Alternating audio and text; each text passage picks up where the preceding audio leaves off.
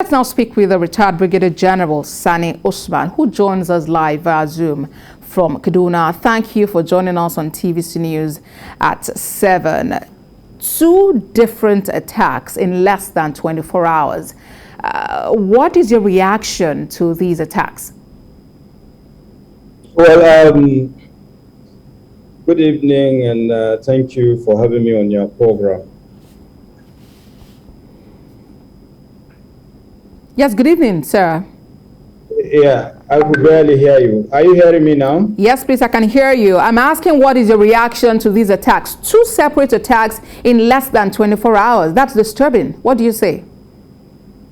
Indeed, it is very, very disturbing, and every person has every right to be disturbed, and there is a kind of feeling of indignation about the unfortunate incidents of yesterday, involving the train services.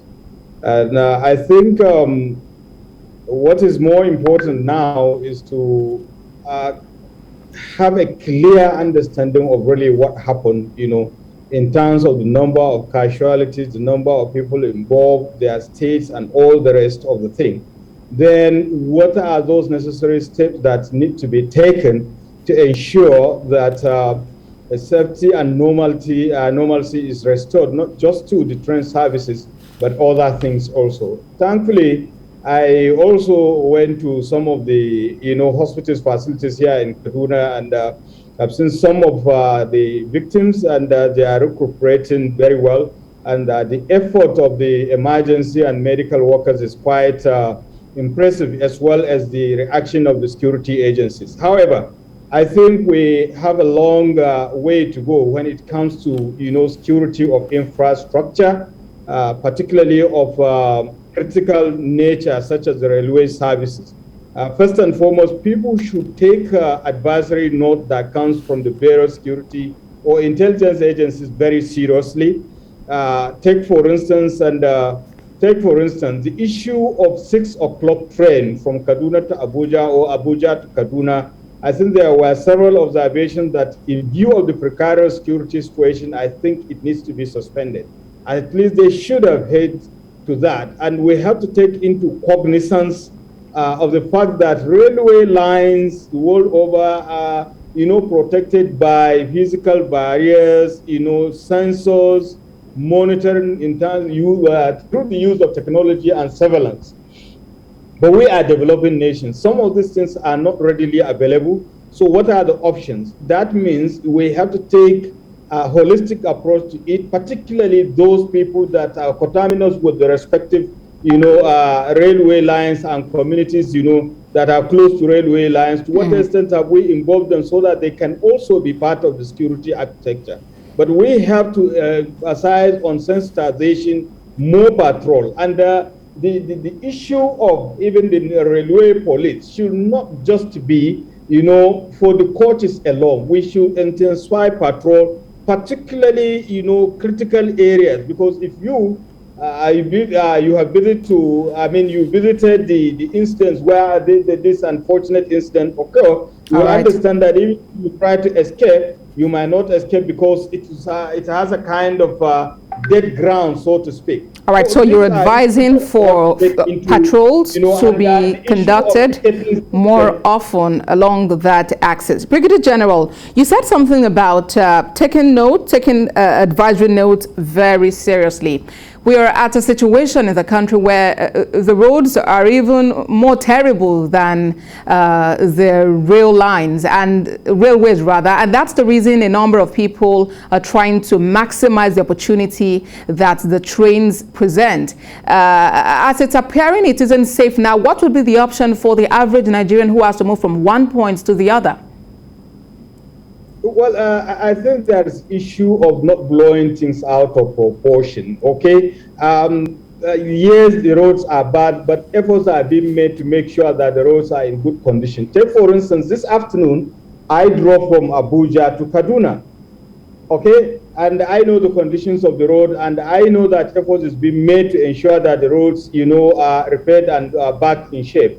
But for the time being, the most available means of transportation, especially for those commuting or moving from Kaduna to Abuja, or from Abuja to other parts of the northern part of the country, the railway is one of the options, and of course, the roads is also one of the options. So we try as much as possible to hasten work on the rehabilitation of the road. At the same time, improve the security along the road in terms of patrol, particularly those noted areas that are critical or are prone to security challenges. All right. Well, as it is now, the Minister of Transportation visited the scene of the attack, and he's suggesting that cameras be installed that can see about 30 miles away from where the trains are. Do you consider that could actually be some kind of solution? It's one of the solutions. Like I said, earlier on, I was talking about right from some of the, first and foremost, you look at the timing of the 6 o'clock train vis-a-vis the security challenges, and what are the security, arrangements that are there in place. Then, of course, we look at the screening system. We look at even the ticketing process. If you are traveling by air, the rigorous process you go through, screening you to ensure that you are there, before you board the plane. So what is there in both ends, Abuja-Kaduna, and other subsequent stations along the way? Because from the look of things, and I think there is a need for critical analysis of what happened yesterday, so that people will have a fair understanding who did what and who did not do what. But the most important thing is that we should be able to ensure that we secure the life of an average Nigerian and their property, so they can be able to move from one point to another in peace and harmony. And to do that, we have to take some of these measures that, like I told you. And then again, we have to look at the number of the security personnel we have on the road patrolling and what is the level of equipment. Then again, we are talking about synergy of effort. I made mention of, taking advisory notes seriously. Some of the security agencies, they are doing marvelously well. But unfortunately, you give information for people to act on it. And possibly it's not being acted, as at when due. So there has to be action on everyone's part also. If I may quickly button, please. As it is, it appears that these attackers are becoming more emboldened by the day. Do you see a foreseeable end to this issue of banditry, terrorism in Nigeria in the nearest future? Definitely there must be an end. There is nothing that is infinite. Everything has a lifespan, but you can hasten, the demise of the security challenges by being proactive, by taking holistic approaches to all these things. Do you consider we're doing that at the moment? Yes, we are, but I think we have to redouble our efforts. Take, for instance, unlike in the past, immediately this incident happened, despite the, timing and all the rest, the security agencies were on board the train. Take, for instance, I know for sure, as of that time, the general officer commanding one division was in the train to make sure that people were, evacuated, and those wounded are also being taken care of. Unlike in the past, you don't have such. So what we want is improvement of such synergy of effort and proactiveness of all the components that are strategically responsible for the securing of life and properties of Nigeria. So, it starts from those people that will give information and those people who will utilize the information. And the information should be passed immediately that it is gotten. And those who are supposed to act, they should act. And beyond that, again, we need to really conscientize Nigerians about the implications of these criminal elements within the society. Because these guys, they moved maybe on motorcycle, or they brought a bus and what have you. Who drove the bus?